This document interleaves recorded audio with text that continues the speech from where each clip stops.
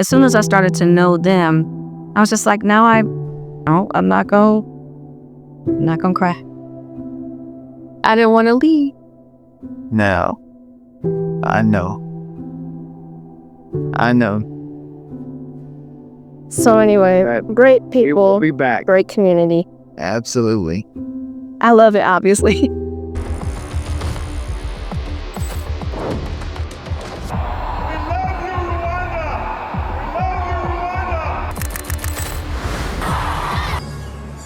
Welcome to this 20.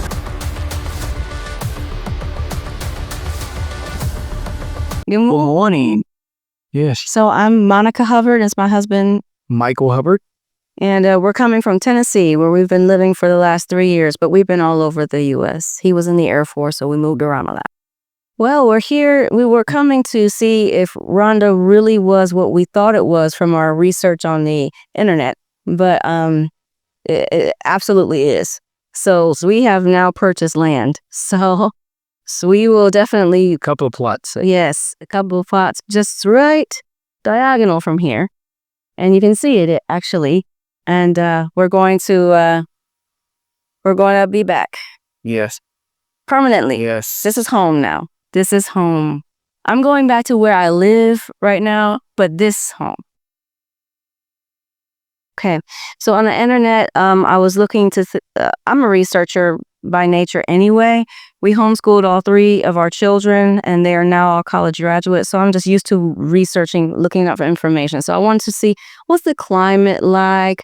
What's the history of Rwanda, especially Kigali? What is Kigali trying to do as far as, the economy? I just wanted to see things about like locals. What are they like? How do they live? That was harder to find. Mostly, I just found a lot of things on expats moving here. So I found a lot of that. And that is actually how we found Promised Land Farm. But yeah, just them telling a story about moving to Rwanda. So I learned a lot about what it's like and how to navigate coming here for the first time. I thought I would love it. We had already visited Nairobi, Kenya, and Zanzibar, Tanzania before. And while those were nice places, they weren't something that really resonated with us.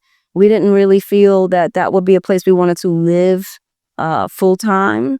So this time I did even more research. Probably I would say spent 3-4 times the amount of energy and time looking into Rwanda. So I would say definitely do your homework, talk to people, look a long time, not a short time. And also this time we planned about 3 times the amount of time here so that we could really feel what it's like to be here. So yeah, and we didn't just stay in Kigali. We knew we were interested in buying in Bugesera, so we stayed in Bugesera a long time. I thought that was a great idea too. It worked out well. I think it gave us the feel of how it would be to live in the area. And we live right now in the country in Tennessee. And so coming here is different than Kigali.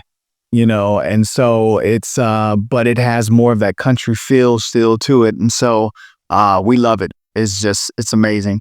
It's beautiful out here. I would definitely say utilize YouTube. It's very helpful. Lots of people have put their experiences on YouTube, which that's why we're happy to do this. And also we are going to document our experience as well and put on there.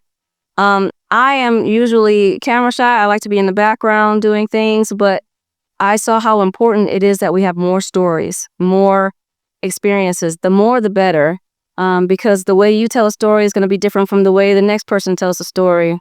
So this way, people have more to come up of. We might have experienced something that maybe someone else hasn't talked about.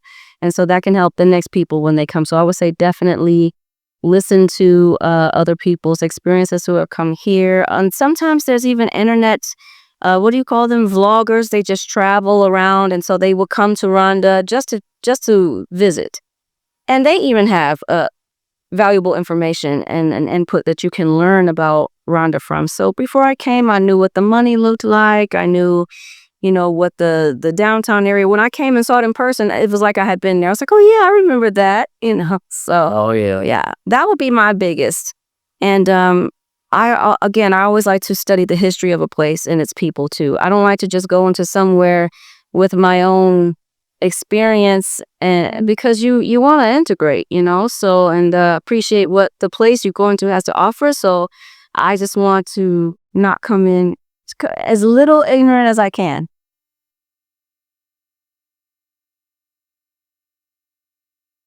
Gosh, Oh yeah. we got off that plane and we felt the blue sky and those palm trees waving and the breeze at us. And I was just like, yeah, this, it's already check. Boy, it's feeling good already. This is really nice. And then It was even beautiful just coming through as we got out of the airport and coming through the little walkway as you're coming out of the airport. It was already beautiful. Sky was amazing. The temperature was amazing. Yes. And just the people, everybody around was just so nice. And in fact, we left our luggage by mistake. It was a bag and 2 jackets that we left at the airport. And we left it right where you have the where you get the Momo apps and everything. It was right there. We left it there and didn't realize it until about an hour later. We called and said, "Hey, we left our luggage there." They found it untouched. And we came back maybe a couple hours later, was able to get our luggage. It was just fine. No problem at all. My daughter thought her jacket was going to be gone. Everything else. You didn't hear her sing that. You would have never seen that. But here, it was right there, untouched, just fine. And in fact, I had a zipper that was kind of unzipped just because they were checking the bags right before we left. And they told me, they said, "Oh, your zipper's unzipped. You might want to check it to make sure nothing." So I was like, nothing was missing. Nothing was missing. So it was amazing. The only other place that was even similar to that was Japan. Yeah, that's it.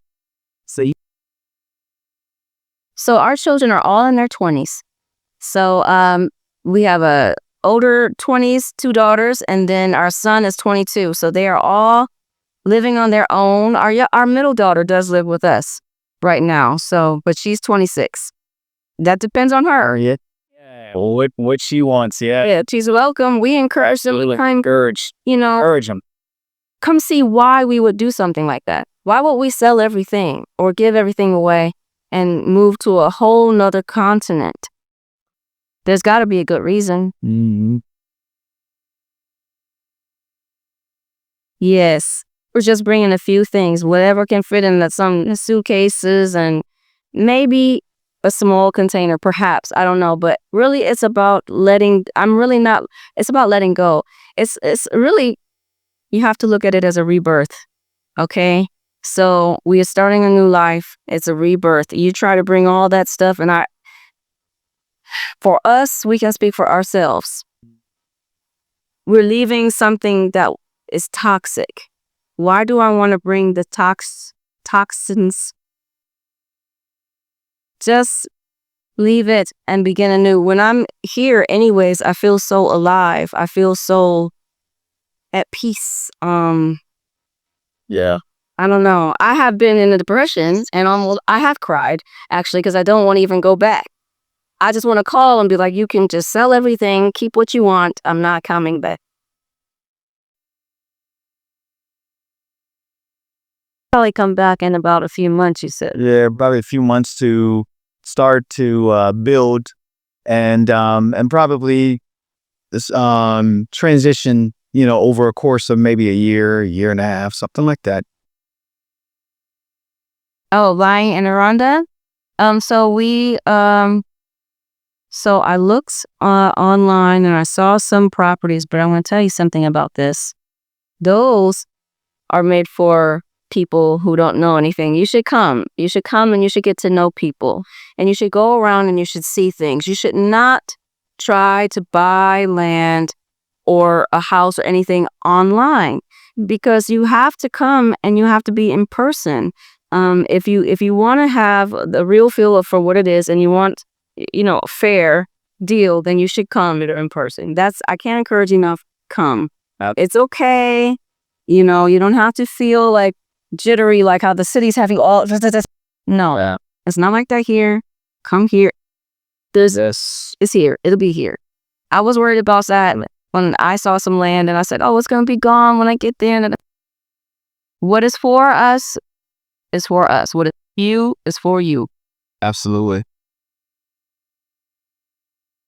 To move to Rwanda. What inspired me about Rwanda? Okay, so we thought we were beach people. Yeah. We said, oh, we know when we go to Zanzibar, that's going to be it. We're going to live there because we love the beach. Yes. And we got there and we said, actually, we don't think we want to live here. You know, visiting is fine. They have some of the most beautiful deer in the world. But it was not where we wanted to make our home. And so after visiting those two places, our first two places in Africa, so this is our third place in Africa, and it was a friend. There was actually a friend who had a layover. Yeah. And she told us, she said, I just decided, well, I'm stuck here. I should get out and see it. And she talked about how nice it was. So after our visits, we remembered that she said how much she liked Kigali. It was so beautiful and she thinks she wants to go there. And we, in the meantime, had heard other people and then we did our research. And from what I saw, I said, wow, we may have slept on Kigali. Like we didn't realize how nice a place it is. So yes, that is what inspired us. And then now that we're here, it's the green, it's the sense, you feel like a weight is lifted. Yeah. Yes.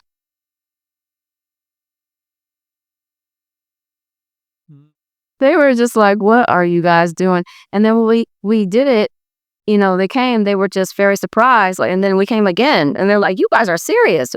Yeah, we're serious. And usually come.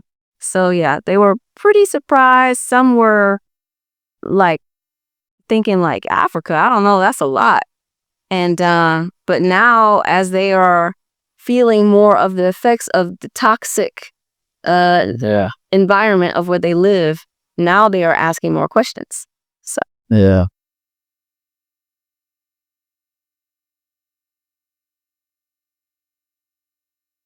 Come. Yes, absolutely come. Don't believe the media. Don't believe those things that you stop looking at these documentaries and at media and look at real people who have come with just a phone or a camera and they're telling their personal stories. Listen to those people. Yes. It's a lot different than you think. It's there's so much building going on here and it's sad that it's not as much building going on with our own people when there's other people coming from other countries that are building here. Come, enjoy, and take a weight off of your shoulders with all of the things in these other countries that we're in, that we really don't belong. But here you belong. You feel like you belong. The love is here. And it's amazing. It's amazing. So it was a great expat community, very supportive. But I would encourage people to learn some Kinyarwanda. You know, it's easy to find, and you should even just please learn some, at least greetings, you know, things like that. I think people really appreciate when you take the time, just like you would, you know. So yeah.